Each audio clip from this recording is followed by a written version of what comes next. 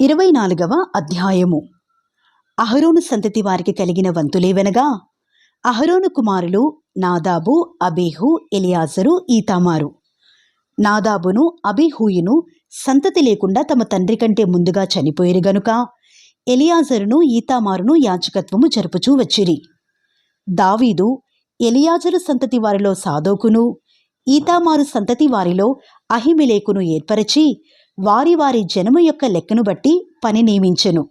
వారిని ఏర్పరచుటలో ఈతామారు సంతతి వారిలోని పెద్దల కంటే ఎలియాజరు సంతతి వారిలోని పెద్దలు అధికులుగా కనబడిరి గనుక ఎలియాజరు సంతతి వారిలో 14 తమ పితరుల ఇంటి వారికి పెద్దలుగాను, ఈతామారు సంతతి వారిలో 8 మంది తమ తమ పితరుల ఇంటి వారికి పెద్దలుగాను నియమింపబడిరి. ఎలియాజరు సంతతిలోని వారును ఈతామారు సంతతి వారిలో కొందరును దేవునికి ప్రతిష్ఠితులకు అధికారులై ఉండిరి గనుక తాము పరిశుద్ధ స్థలమునకు అధికారులై ఉండుటకై చీట్లు వేసి వంతులు పంచుకొనిరి. లేవీలలో శాస్త్రిగానున్న నెతనేలు కుమారుడగు షెమయ రాజు ఎదుటను, అధిపతుల ఎదుటను, యాజకుడైన సాదోకు ఎదుటను, అబ్యాతారు కుమారుడైన అహిమెలెకు ఎదుటను, యాజకుల ఎదుటను, లేవీల ఎదుటను, పితరుల ఇండ్ల పెద్దలైన వారి ఎదుటను వారి పేర్లు దాఖలు చేసెను. ఒక్కొక్క పాత్రలో నుండి ఒక పితరుని ఇంటి చీటి ఎలియాజరు పేరటను, ఇంకొకటి ఈతామారు పేరటను తీయబడెను.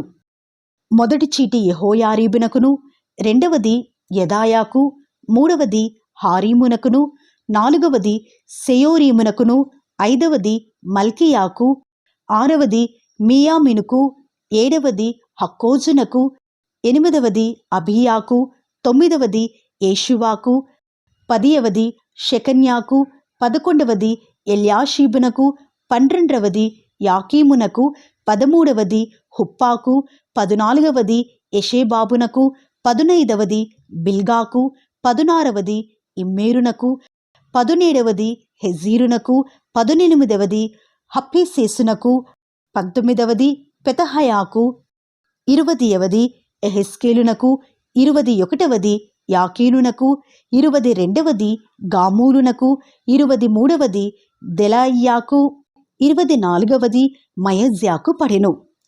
ఇశ్రాయేలీయుల దేవుడైన యెహోవా వారి పితరుడగు అహరోనునకు ఆజ్ఞాపించిన కట్టడ ప్రకారముగా వారు తమ పద్ధతి చొప్పున యెహోవా మందిరములో ప్రవేశించి చేయవలసిన సేవాధర్మము ఈలాగున ఏర్పాటు ఆయెను.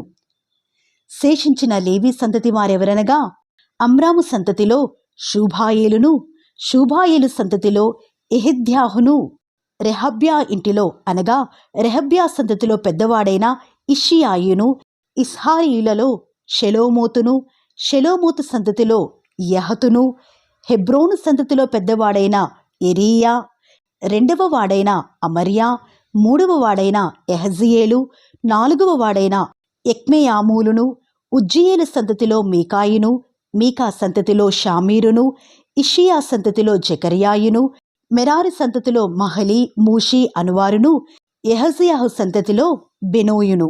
యహాజియాహు వలన మెరారికి కలిగిన కుమారులెవరనగా బెనో, షోహము, జక్కూరు, ఇబ్రి. మహలికి ఎలియాజరు కలిగెను. వీనికి కుమారులు లేకపోయిరి. కీషు ఇంటివాడు అనగా కీషు కుమారుడగు ఎరహ్మెయేలు. మూషి కుమారులు మహలి, ఏదెరు, ఎరీమోతు. వీరు తమ పితరుల ఇండ్లను బట్టి లేవీయులు. వీరును తమ సహోదరులైన అహరోను సంతతి వారు చేసినట్లు రాజైన దావీదు ఎదుటను, సాదోకు, అహిమెలెకు అనే యాజకులలోను, లేవీలలోను, పితరుల ఇండ్ల పెద్దల ఎదుటను, తమలో నుండి పితరుల ఇంటి పెద్దలకును, తమ చిన్న సహోదరులకును చీట్లు వేసుకొనిరి. 25వ అధ్యాయము. మరియు దావీదును సైన్యాధిపతులును ఆసాపు, హేమాను, ఎదూతూను అనువారి కుమారులలో కొందరిని సేవ నిమిత్తమై ప్రత్యేకపరచి సితారాలను, స్వరమండలములను, తాళములను వాయించుచు ప్రకటించినట్లుగా నియమించిరి.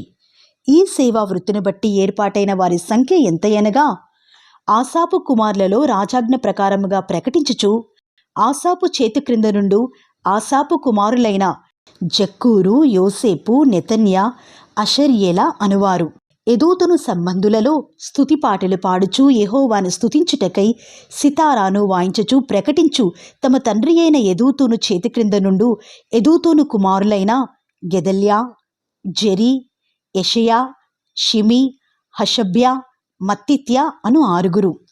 హేమాను సంబంధులలో హేమాను కుమారులైన బక్కీ, యాహూ, మత్తన్య, ఉజ్జీయేలు, షెబూయేలు, ఎరీమోతు, హనన్యా, హనానీ, ఎలీయాతా, గిద్దల్తి, రోమంతియెజరు, యొష్బెకాషా, మల్లోతి, హోతీరు, మహజియోతు అనువారు.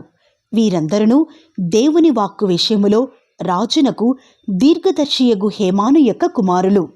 హేమాను సంతతిని గొప్ప చేయుటకై దేవుడు హేమానునకు 14 కుమారులను 3 కుమార్తెలను అనుగ్రహించి ఉండెను. వీరందరూ ఆసాపునకును ఎదూతునకును హేమానునకును రాజు చేసియున్న కట్టడ ప్రకారము యెహోవా ఇంటిలో తాళములు, స్వరమండలములు, సితారాలు వాయించుచు గానము చేయుచు తమ తండ్రి చేతి క్రింద దేవుని మందిరపు సేవ జరిగించుచుండిరి. యెహోవాకు గానము చేయుటలో నేర్పు పొందిన తమ సహోదరులతో కూడనున్న ప్రవీణులైన గాయకుల లెక్క 288.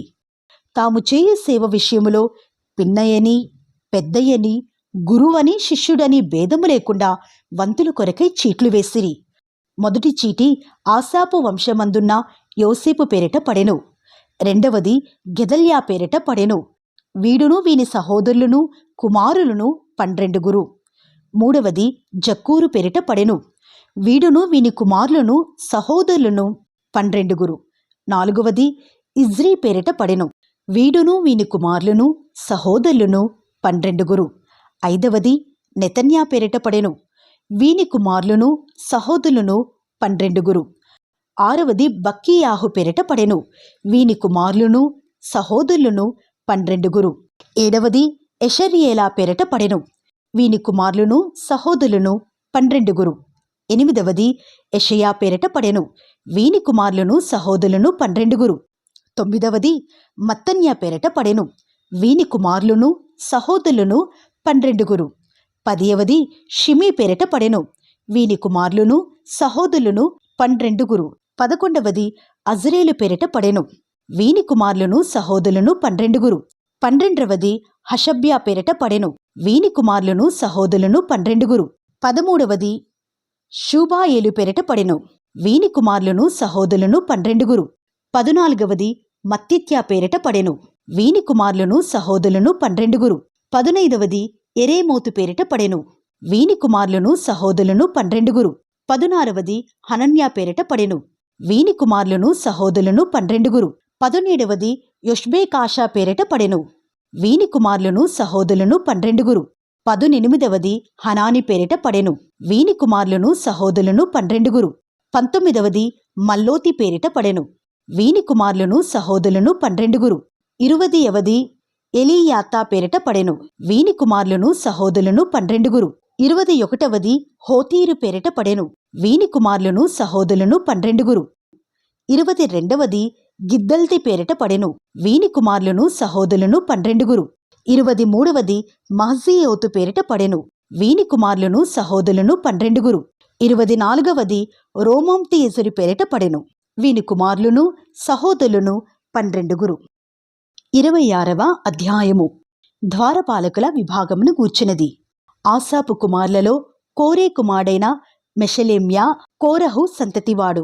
మెషలేమ్య కుమారులు ఎవరనగా జెకర్యా జ్యేష్ఠుడు, ఎదియావేలు 2వవాడు, జెబద్యా 3వవాడు, ఎత్నీయేలు 4వవాడు, ఏలాము 5వవాడు, యెహోహనాను 6వవాడు, ఎల్యోయేనై 7వవాడు. దేవుడు ఓబేదెదోమును ఆశీర్వదించి అతనికి కుమారులను దయచేసెను. వారెవరనగా షెమయా జ్యేష్ఠుడు, యెహోజాబాదు 2వవాడు, యోవాహు 3వవాడు, సాకారు 4వవాడు, నెతనేలు 5వవాడు, అమ్మీయేలు 6వవాడు, ఇస్సాఖారు 7వవాడు, పెయుల్లెతై 8వవాడు. వాని కుమారుడైన షెమయాకు కుమారులు పుట్టిరి.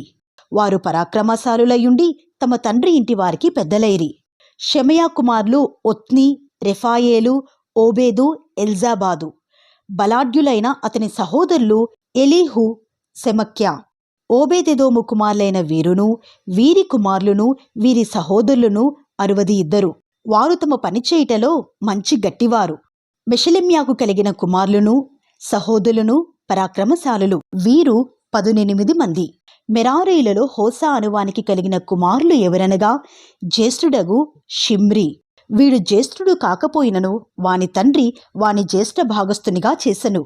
రెండవ వాడగు హిల్కియా, మూడవ వాడగు టెబల్యాహు, నాలుగవ వాడగు జకర్యా. హోసా కుమారులను సహోదరులను అందరూ కలిసి 13.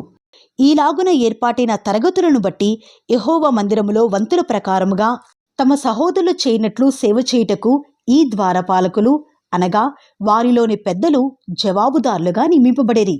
చిన్నలకేమి పెద్దలకేమి పితరుల ఇంటి వరుసను బట్టి ఒక్కొక్క ద్వారమునొద్ద కావలి ఇండుటకై వారు చీట్లు వేసిరి.